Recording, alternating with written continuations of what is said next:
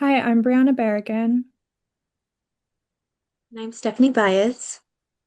My name is Louis and Carla Dizan, and our group is presenting Advancing Access and Equity, Effective Rehabilitation Facilities for Substance Use Recovery.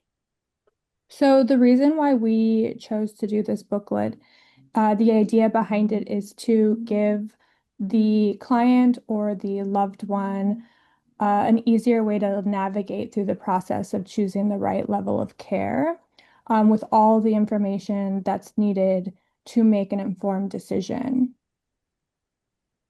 So, what you'll find is a little level of care finder, which is like a little quiz kind of guide thing, but is really just meant to start a conversation between us as clinicians and the family member or the client, whoever is filling out the booklet. And so, based on that, it'll give you information on detox centers, on residentials, IOP, PHP programs, and then what we would call maintenance, which some people would call aftercare. There's some options to write your own notes, and things to go over with clients are really important, and we'll be sharing that throughout. And accreditation is really important because it ensures the facility meets nationally recognized standards for safety, ethics, evidence-based care, and organization accountability. According to Boone, the benefits of accreditation have driven its growth and use as a quality improvement and assurance strategy. CARF, Commission on Accreditation of Rehabilitation Facilities, that evaluates programs on person-centered treatment planning, clinical outcomes, staff competence, and the continuous quality improvement. The Joint Commission, TJC, focuses on medical and behavioral health standards, including safe detox protocols, medication management, risk reduction systems, and emergency preparedness. Facilities with either accreditation normally have strong clinical oversight, clear policies and procedures, documented treatment outcomes, higher safety and ethical compliance, and regular audits and performance reviews. Accreditation is one of the clearest indicators that a rehabilitation facility meets national benchmarks for safety, ethics, and clinical effectiveness. According to American Addiction Centers, all of their programs are accredited by CARF, the Joint Commission, or both, two of the most recognized accrediting bodies in the US. So, we're going to explain why this matters about guiding clients and families for selecting effective rehabilitation facilities. Because when somebody or a family member or somebody that you know is struggling with substance use or substance abuse, it can be really overwhelming to know what to do for someone or where to turn. The reality is that not all programs are created equal, and there is no one size fits all approach to recovery. That is why we explain the levels, the treatments, and the duration, basically all the difference of each programs. Finding the right level of care isn't just about getting someone into treatment. It's also about connecting them to a program that meets their needs, supports the family system, and offers the best chance for long-term stability. It's easy to be misled by marketing, false promises, and programs that looks polished but lack of accreditation or medical oversight. Yeah, treatment centers face their own challenges too. They have staffing shortages, inconsistent insurance coverage, and the pressure to fill beds quickly. That can sometimes lead to gaps in transparency or communication. Families aren't always told what to ask, what to look for, or how to tell if a program is truly evidence-based, trauma-informed, or family-centered, which is really important as an MFT. That is why understanding how to choose the right level of care matters. The right program doesn't just treat the individual, it treats the family, integrates mental health and addiction services, and plans for the maintenance from the very beginning. This guide was created to help you and others feel empowered and supported in the process. With the right knowledge, you can make the decisions that protect your loved ones' safety, honor your family values, and lay the foundation for real, lasting change. And this information is for educational purposes only, and it is not medical advice. So this is a little questionnaire that can, like I said earlier, like get the conversation going. How it works is there's these questions here. Looks like there's 12. And what you'll do is you'll have the client or the loved one just check the box, and next to every answer, there's going to be a number in parentheses.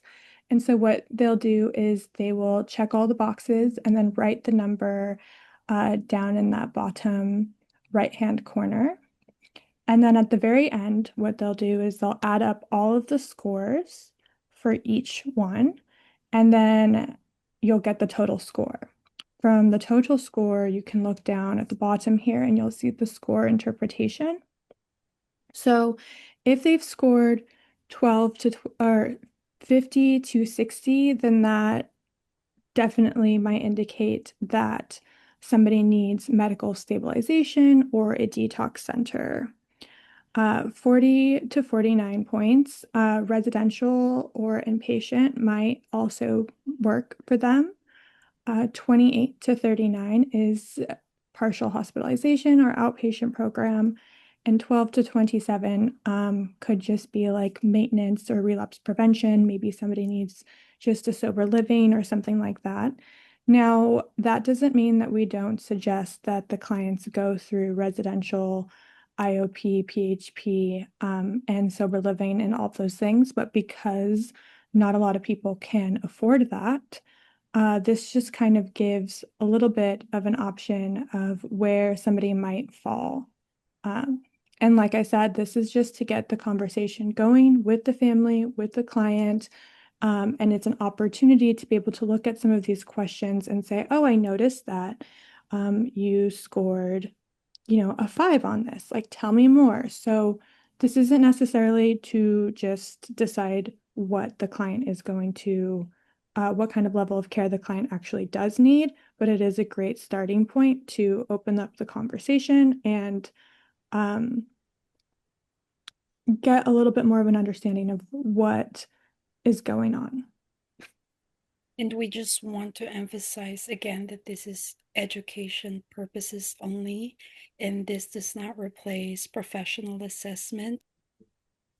The first level of care is typically detox. So, what is a medical detox center?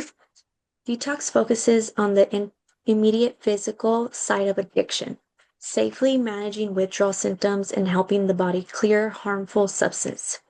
It's a medically supported process that keeps your loved ones safe and as comfortable as possible while their body adjusts. For many people, detox is the first step towards recovery. It lays the groundwork by stabilizing the body and reducing cravings, making it easier to focus on emotional and behavioral healing afterward. Once detox is complete, most treatment teams recommend continuing care in a rehabilitation program. Rehab takes a more holistic long term approach, addressing the psychological, emotional, and relational aspects of addiction. This is where your loved ones can learn coping skills, develop relapse prevention plans, and rebuild a life grounded in a health and stability. So this is what we usually would expect, what to expect when a family member or loved one is in detox. 24/7 medical supervision is needed, especially for alcohol, benzo, and opioids. Also, there are clear protocols for medication-assisted withdrawal, such as methadone, Subutex, or symptom-based management. That is why we provided psychoeducation about accreditation and monitoring of vital signs, hydration, nutrition, and withdrawal safety.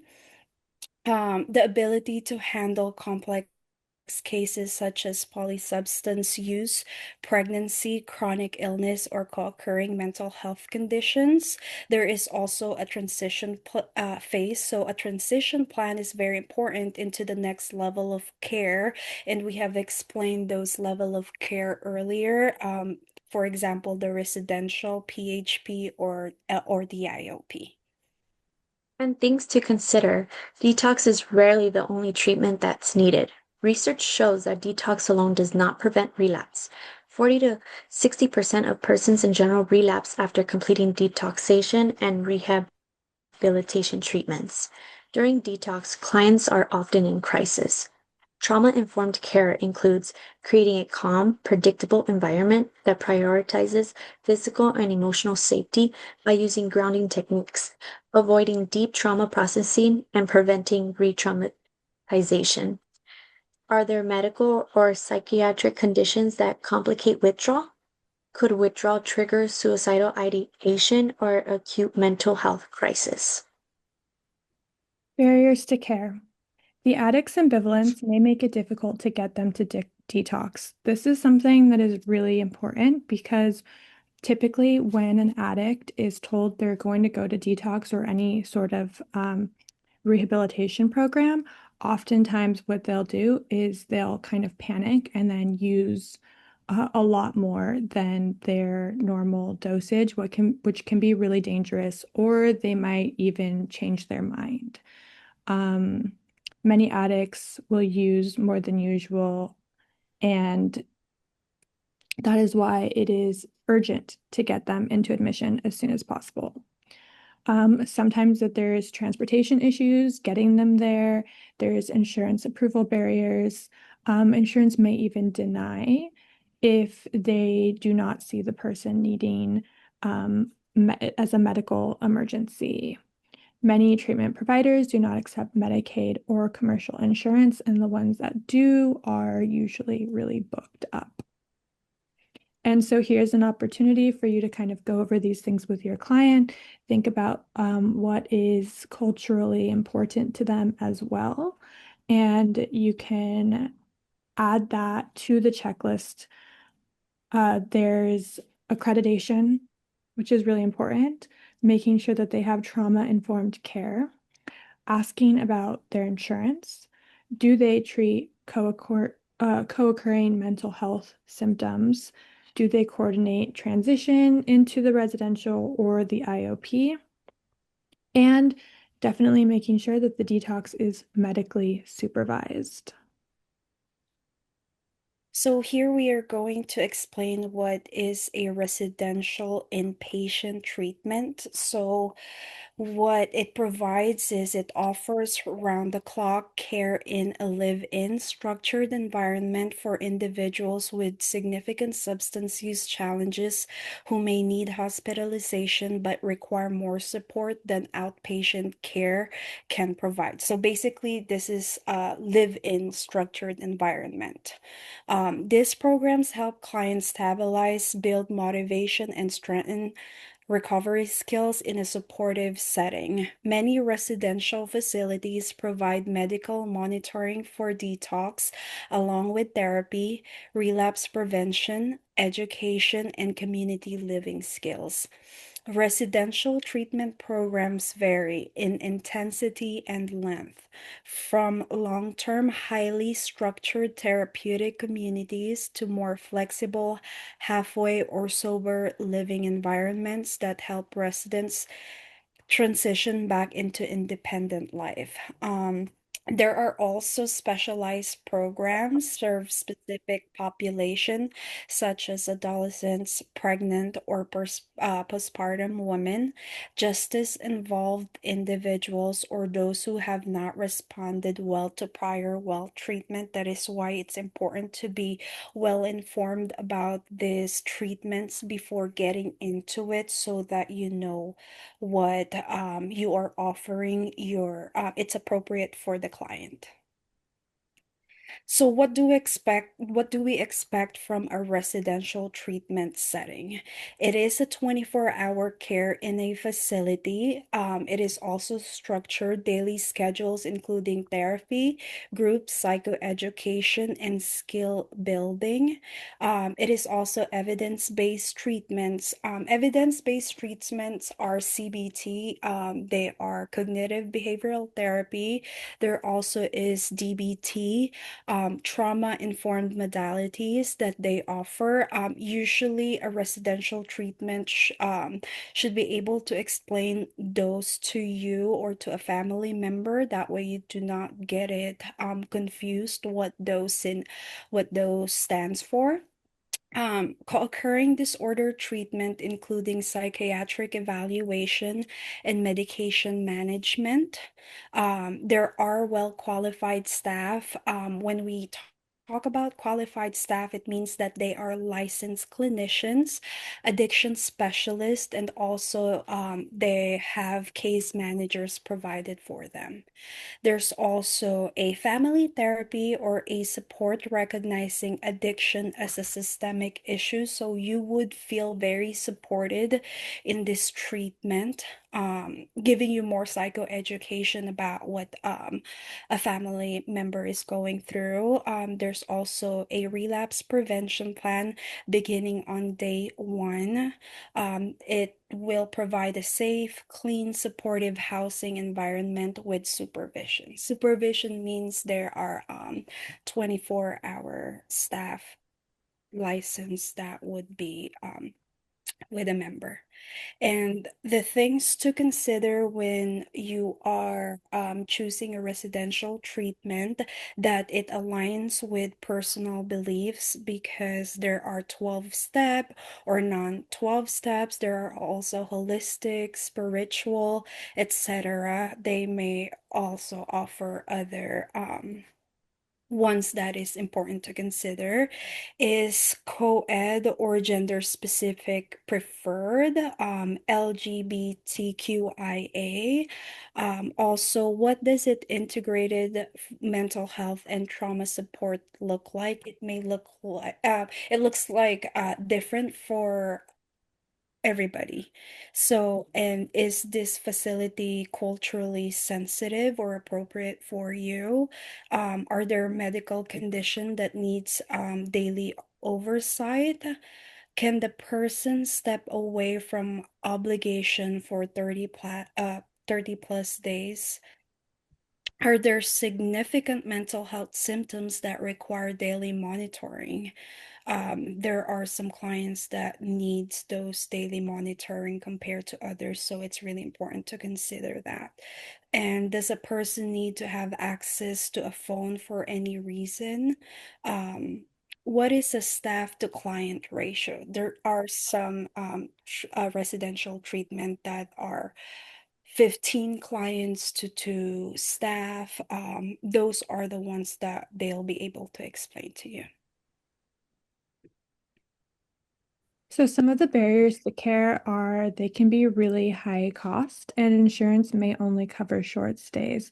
It is very common for people to go to residential multiple times. And so every time that they go, there is a chance that they will be asked to stay shorter and shorter stays. They may even be denied if insurance does not feel that there is a medical necessity.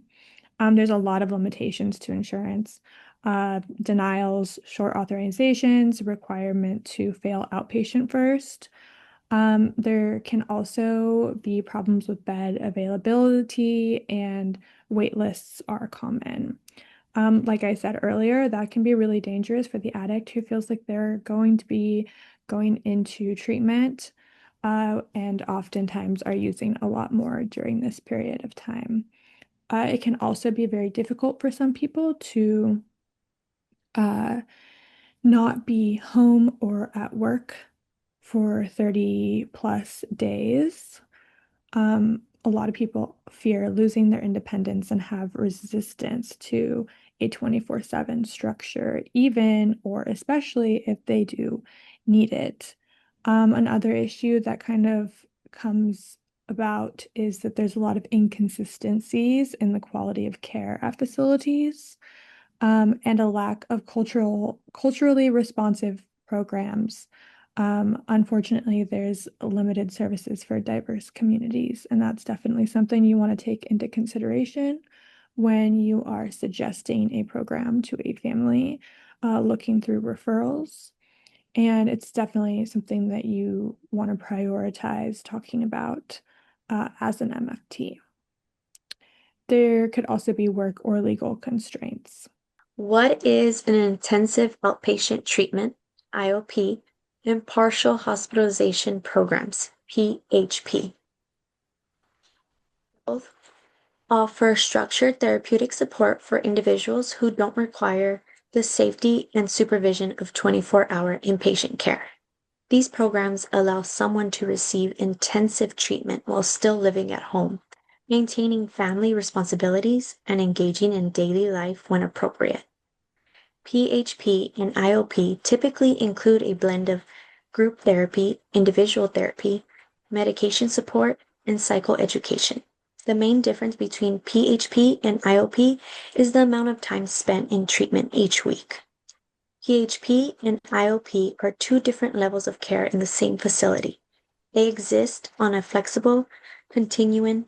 People can move between them as needs change. PHP may be recommended right after a hospital stay, and a client will transition to IOP once stability improves. The goal of both levels of care is the same: to provide enough structure, therapy, and support to help someone regain safety, build coping skills, and transition confidently back into daily life. What to expect with PHP is a full day of treatment, home at night, 5 to 7 days per week, 5 to 6 hours a day. Essentially, it is a full-time job. Clinical services may include psychiatric care, individual therapy, and group therapy, along with medication management, trauma-informed services, and some, ideally, they do have family therapy services as well. This allows clients to live at home or in sober living while receiving intensive treatment. Typically, clients will start at a PHP level, and then once insurance cuts them or their therapist thinks that they're ready, they'll move to IOP, which is part-time treatment. They're still at home. They come in 3 to 5 days a week for roughly 3 hours a day. It's a step down from PHP and really great for when clients are ready to start integrating, looking for jobs, and outside world responsibilities start to get a little bit bigger during this time. Um, this the groups ideally have relapse prevention, coping skills, psychoeducation, and extra support. This encourages reintegration into work, school, and family roles while maintaining structure. So, for the barriers to care and to consider, transportation limits weekly sessions. It can be hard to attend because some sober livings offer transportation and some don't. And there are also conflicts with the schedule with work, school, caregiving responsibilities, low motivation or difficulty following through without structure. Like what we have explained earlier about insurance, there are restrictions and limitations. The limitations are the limited number of visits or limited provider options. Family may not be allowed to be involved due to HIPAA compliances. Wait list for specialized therapists, for example, trauma, EMDR, or adolescent, and also cost if provider is cash pay or out of network. A limited support system makes outpatient treatment less effective. That is also one thing to consider. Lack of psychiatric support in some programs because not all programs have an on-site psychiatrist. Families also may assume that IOP isn't serious enough or PHP is too serious. So that's when the psychoeducation comes in. Um, Also, the co-pays or the deductibles can accumulate quickly. Those are the ones that are not included with the insurance cost. And other things to consider are the new psychiatrist and therapist will be needed as an aftercare. So if you already have your treatment team, it's important to let them know about it. And are they 12-step based? Are clients safe at home or do they need daytime supervision? Can the client commit to a 3 to 6 hours treatment several days a week? Because if a client is working full time, that would conflict with their schedule. Do they have co-occurring mental health needs that might not be provided? And how many hours per week is treatment? So what is the weekly schedule? So are the clients is family therapy available? Not all PHP and IOP will provide family therapy. And medication management, is that needed? The medication management. Also, effective PHP slash IOP programs coordinate care with psychiatrists, primary care providers, and community resources. Outpatient can be lowest level of outpatient support and is provided at some facilities. So here's a checklist of other things that you can go through with the clients or their families.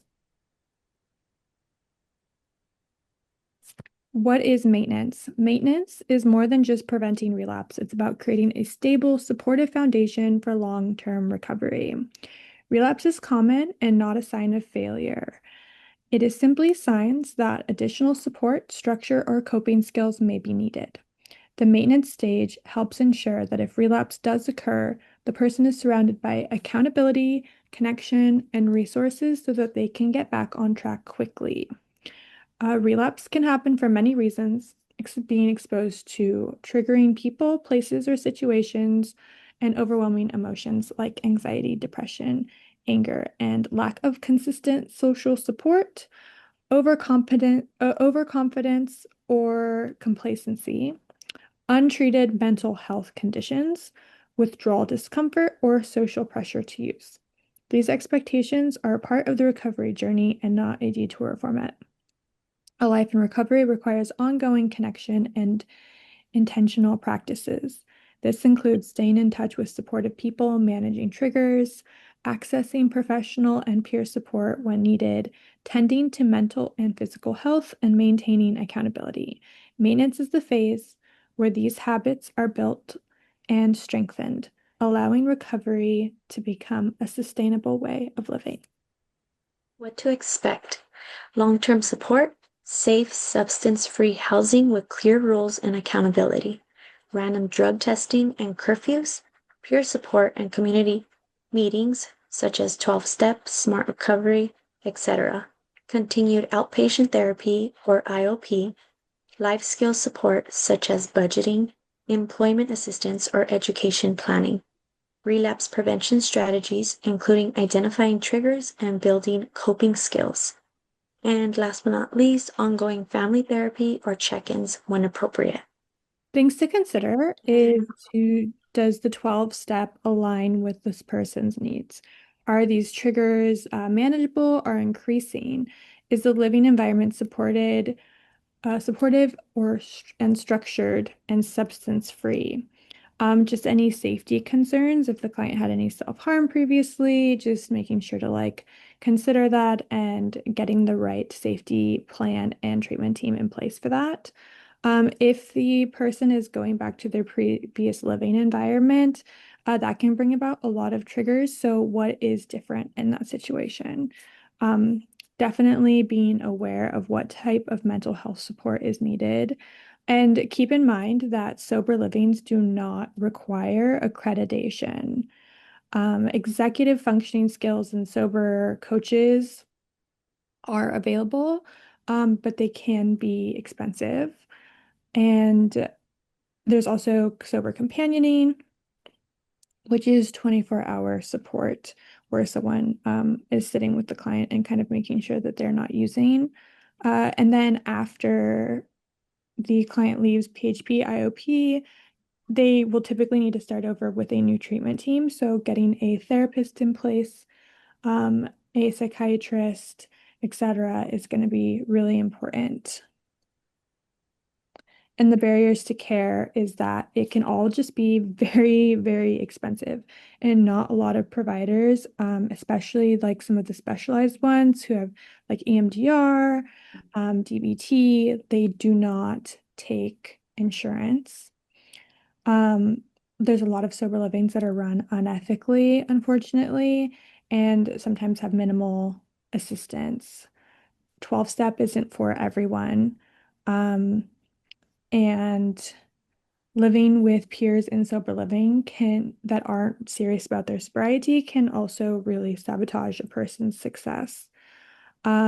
These are all things that are really important to keep in mind, especially with the maintenance phase, because the clients, a lot of times, they are on their own with their recovery and aren't really, they don't have people having an eye on them. They go to their appointments, they're checking in with people, but really they're kind of starting to continue to have more responsibilities and be living more life. And a lot of times, if they don't have the structure or the routine, that can lead to relapse quite quickly. So here's just like a little space for scheduled tours. You can put the name, the time, the address of where you're going to go, and just any notes. And yeah, that's it. At the very end, there's a little bit more resources. Please feel free to add your own. But yeah,